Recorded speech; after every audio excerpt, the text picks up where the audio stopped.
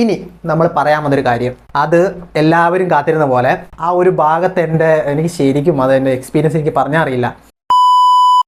Hello, എൻ്റെ പേര് ശ്രീഹരി. ഇപ്പോൾ നമ്മുടെ പുതിയൊരു വീഡിയോയിലോട്ട് സ്വാഗതം. Written and directed by Dhanush.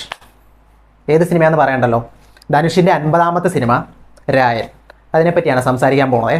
ഇത് എൻ്റെ മാത്രം അഭിപ്രായമാണ്, എല്ലാവർക്കും ഇങ്ങനെ ആവണമെന്ന് അറിയില്ല. അത് ഞാൻ ആദ്യമേ തന്നെ പറയാം. സിനിമ എനിക്ക് ഒത്തിരി ഇഷ്ടപ്പെട്ടു കേട്ടോ. അതിൽ കുറച്ച് ഘടകങ്ങളുണ്ട്, കുറച്ച് കാര്യങ്ങളുണ്ട്. എല്ലാം വളരെ പെട്ടെന്ന് തന്നെ നമുക്ക് പറഞ്ഞു പോവാം. ഒട്ടുമിക്ക ഇൻഡസ്ട്രിയിലൊക്കെ നമ്മൾ കണ്ടിട്ടുള്ളൊരു സ്ക്രിപ്റ്റ് നമുക്ക് യൂഷ്വലി പരിചിതം ഉണ്ടാവും. അപ്പം അത് കണ്ടു തുടങ്ങുമ്പോൾ തന്നെ നമുക്ക് മനസ്സിലാകും, ഇതിങ്ങനെ നടക്കാൻ പോകത്തുള്ളൂ, അല്ലെങ്കിൽ ഇതിങ്ങനെയൊക്കെ ആയിരിക്കും സംഭവിക്കാൻ പോണത് എന്നുള്ളൊരു തോട്ടില്ലേ. ആ തോട്ട് പ്രോസസ്സിനെ അവിടെ വെച്ചിട്ട് നമ്മൾ ഈ സിനിമ കാണുവാണെങ്കിൽ കൂടെ നമുക്കൊരു പുതിയൊരു എക്സ്പീരിയൻസ് ആയിട്ട് നമുക്ക് തോന്നും. അതാണ് ഈ സിനിമയുടെ ഏറ്റവും വലിയ പോസിറ്റീവ്. പഴയ വീഞ്ഞ് പുതിയ കുപ്പിയിൽ എടുത്തിരിക്കുന്നു, അതാണെങ്കിൽ നല്ല വീഞ്ഞുമാണ്. അങ്ങനെ തന്നെ സിമ്പിളായിട്ട് പറയാം. സിനിമ എനിക്ക് ഒത്തിരി ഇഷ്ടപ്പെട്ടു കേട്ടോ, വെറുതെ പറയുമല്ല. തമിഴിൽ നമ്മൾ കണ്ടുമറക്കുന്ന ഒരു ഫ്രെയിമുകളും കണ്ടുമറക്കുന്ന ഒരു കളർ ടോണും ഒരു മേക്കിംഗ് സ്റ്റൈലൊക്കെ ഉണ്ടല്ലോ, അതേ സെയിം സ്റ്റൈൽ ഇവിടെയും പിടിച്ചിരിക്കുന്നത്. പഴയ ടൈപ്പ് ഒരു സ്റ്റോറി, അല്ലെങ്കിൽ നമ്മൾ പല സിനിമകളിലായിട്ട് കണ്ടുവരുന്നൊരു സ്റ്റോറി അവർ നല്ല രീതിയിൽ ചെയ്തു വെച്ചിട്ടുണ്ട്. മേക്കിംഗ് കിടിലമാണ്.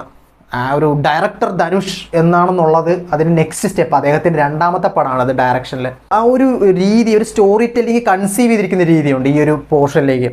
അതൊക്കെ എനിക്ക് കുറച്ച് നല്ല രീതിയിൽ ഇഷ്ടപ്പെട്ടു.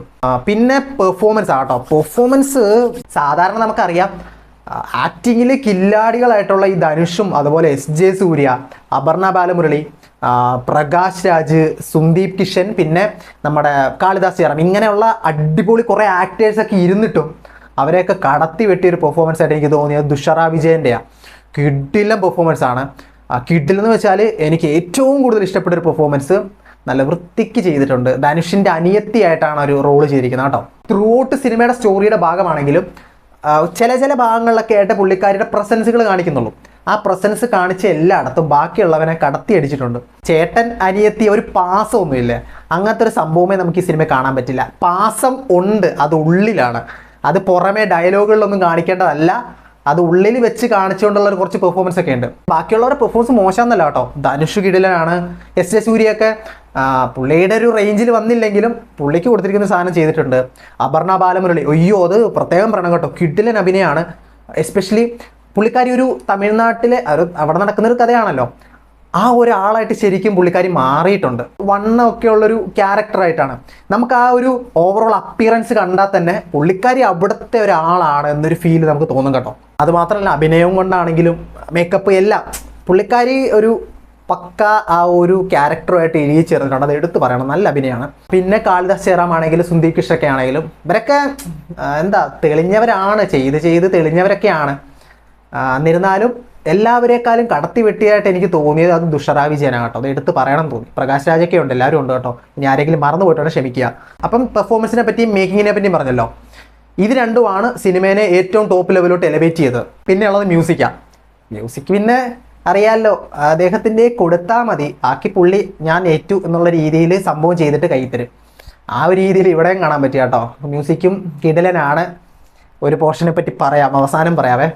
എവിടെയൊക്കെയോ നമുക്കൊരു മുഴങ്ങി കേൾക്കുന്നൊരു ഫീൽ ഉണ്ടായിരുന്നു. എല്ലായിടത്തും പുള്ളി പ്ലേസ് ചെയ്തിട്ടില്ല എങ്കിലും അവിടെ വേണ്ട സംഭവങ്ങളിലൊക്കെ കുറച്ച് ആ ഒരു ക്യാരക്ടറിൻ്റെ ഒരു ഭീകരത, അല്ലെങ്കിൽ ഒരു ക്യാരക്ടറിൻ്റെ പവർ സൈലൻ്റ് ആയിട്ട് പുള്ളിയുടെ ഉള്ളിൽ എന്തോ ഉണ്ടെന്നുള്ളൊരു സാധനമൊക്കെ ഇല്ലേ, അതൊക്കെ കറക്റ്റായിട്ട് കാണിച്ചിട്ടുണ്ട് ഈ മ്യൂസിക്കിൽ. പിന്നെ എനിക്ക് സിനിമേനെ കുറച്ച് താഴ്ത്തുന്നതായിട്ട്, അല്ലെങ്കിൽ നെഗറ്റീവായിട്ട് പറയുന്നില്ല, കുറച്ച് പേസിൽ പോകാമായിരുന്നു എന്ന് തോന്നി. ഞാൻ നേരത്തെ പറഞ്ഞല്ലോ, നമ്മൾ കണ്ടു മറന്ന കഥ തന്നെയാണ്, അത് പുതിയൊരു കുപ്പിയിൽ തന്നു എന്ന് മാത്രം. ആ കണ്ടു മറന്ന കഥ കുറച്ചും കൂടി ഒരു പേസിൽ, അല്ലെങ്കിൽ സിനിമ മൂവ് ചെയ്യാത്തൊരു ഫീൽ പോലെ തോന്നി. അതുകൊണ്ട് തന്നെ എനിക്കൊരു 2:25 ഉള്ളെങ്കിലും, 2 മണിക്കൂർ 25 മിനിറ്റ് ഉള്ളെങ്കിലും അത്യാവശ്യം നല്ല ലെങ്ത് ഫീൽ ചെയ്തു കേട്ടോ. മൂവ് ചെയ്യാത്തത് കൊണ്ടായിരിക്കാം ചിലപ്പോൾ, ഒരു അങ്ങോട്ട് തള്ളി എന്തോ ഇങ്ങനെ പതിയെ പോകുന്നൊരു ഫീലായിട്ടാണ് തോന്നിയത്. ലാഗ് എന്നുള്ള രീതിയിലല്ല, ലാഗ് അടിച്ചിട്ടില്ല, പക്ഷേ ആ ഒരു സ്റ്റോറി അവിടെ തന്നെ ഇട്ട് ഇങ്ങനെ സ്റ്റക്കായിട്ട് നിൽക്കുന്നൊരു ഫീല് വന്നു. അതിൽ നിന്ന് പുറത്ത് കടക്കാനായിട്ട് കുറച്ച് താമസം വന്നൊരു ഫീല്. അത് മാത്രമേ എനിക്ക് നെഗറ്റീവ്, അല്ലെങ്കിൽ ഒരു ചെറിയൊരു സിനിമേനെ കുറച്ച് താഴ്ത്തിയത് എന്ന് തോന്നിയ ആ ഒരു ഭാഗം മാത്രമേ ഉള്ളൂ.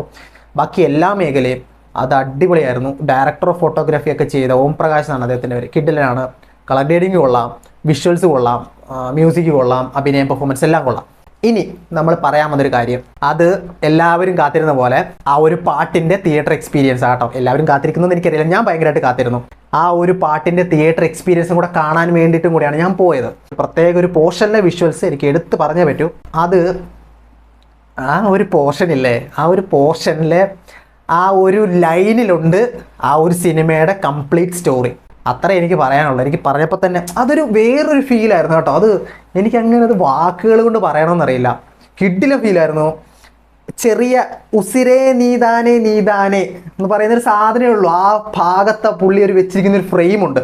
ആ ഫ്രെയിം അത് പറഞ്ഞ സ്പോയിലർ ആയിപ്പോ, അതുകൊണ്ട് ഞാൻ പറയുന്നില്ല. അതിൽ പിന്നീട് എപ്പോഴെങ്കിലും ഡീറ്റെയിൽഡ് ആയിട്ട് പറയാൻ പറ്റുമെങ്കിൽ ഞാൻ സംസാരിക്കാം കേട്ടോ. ആ ഒരു ഫ്രെയിം, ആ ഫ്രെയിമിൽ ഉണ്ട് എന്താണ് ഇതിൻ്റെ കഥ, അല്ലെങ്കിൽ എന്താണ് അവിടെ ഉദ്ദേശിച്ചിരിക്കുന്നത് എന്നുള്ളത്.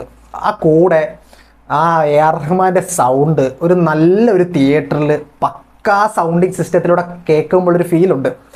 ആ ഒരു ഭാഗത്ത് എനിക്ക് ശരിക്കും അതെൻ്റെ എക്സ്പീരിയൻസ് എനിക്ക് പറഞ്ഞാൽ അറിയില്ല. ആ ഒരു ഭാഗത്തെ തിയേറ്റർ എക്സ്പീരിയൻസിന് വേണ്ടി മാത്രമാണെങ്കിലും നിങ്ങൾക്ക് ഉറപ്പായിട്ട് ടിക്കറ്റ് എടുക്കാം കേട്ടോ. കിടിലനായിരുന്നു കേട്ടോ. അത് നമ്മൾ ഹെഡ്സെറ്റ് വെച്ച് കേൾക്കുന്ന പോലല്ല, ആ ഒരു ഫ്രെയിമും കാര്യങ്ങളൊക്കെ വരുമ്പോൾ തന്നെ ഉണ്ട് അതിൽ. അത്രേ എനിക്ക് പറയാനുള്ളൂ. അതാണ് ഞാൻ അവസാനം പറയാമെന്ന് പറഞ്ഞു വെച്ചത് കേട്ടോ. ഓവറോൾ എനിക്ക് സിനിമ ഒത്തിരി ഇഷ്ടപ്പെട്ടു. നല്ല സിനിമയാണ്. ടിപ്പിക്കൽ തമിഴ് മൂവി എന്നുള്ള രീതിയിൽ കാറ്റഗറൈസ് ചെയ്ത ആൾക്കാർ മാറ്റി വെക്കുന്നുണ്ടെങ്കിൽ അതൊക്കെ മാറ്റി വെച്ചിട്ടൊന്ന് പോയി കണ്ടു നോക്കുക. അപ്പോൾ ഇതൊക്കെയാണ് കേട്ടോ സിനിമയെ പറ്റിയുള്ള എൻ്റെ ചെറിയ അഭിപ്രായം. ഞാൻ വളരെ പെട്ടെന്ന് പറഞ്ഞു തീർക്കുന്നത് അടുത്ത സിനിമയ്ക്ക് പോകാൻ വേണ്ടിയിട്ടാണ്.